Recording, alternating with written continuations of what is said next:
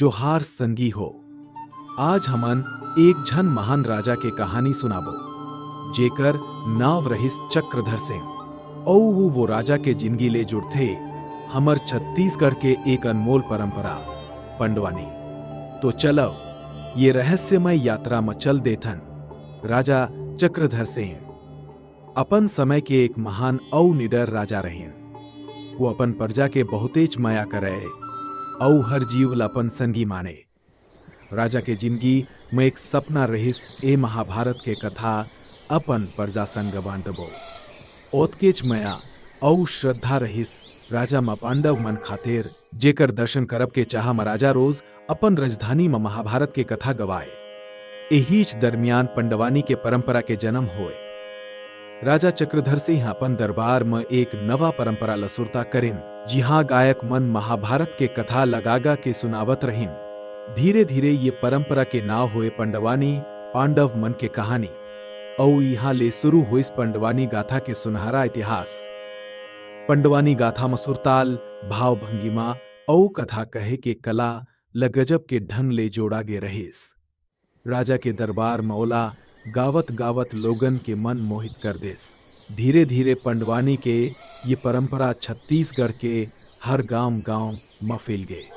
ये कथन में गायक लोग पांडव मन के वीरता और सच्चाई लगागा के महिमा गावत रहीन। राजा चक्रधर सिंह हिलापन प्रजा ले इतनच माया मिलिस के लोगन मन ओला देवता के दर्जा दे देस। अपन आखिरी दिन ले पहली राजा चक्रधर सिंह हे अपन दरबार में आखिरी पंडवानी के गायन करवायन। ओ घरी औ आज ले हमन पंडवानी लगावत आथन औ चक्रधर सिंह के ये अनमोल देन लागे बढ़ावत हवन।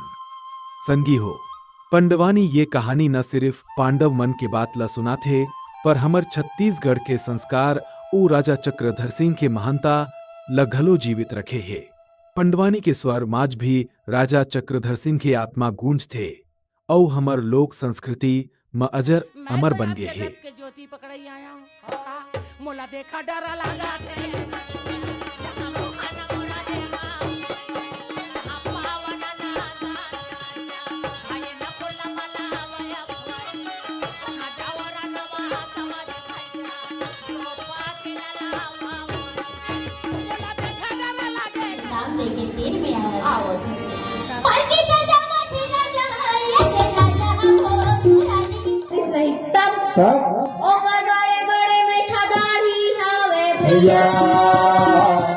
तो संगवारी हो, अहर रहीस राजा चक्रधर सिंह ही औ पंडवानी के अनमोल कहानी। जय छत्तीसगढ़, जय पंडवानी।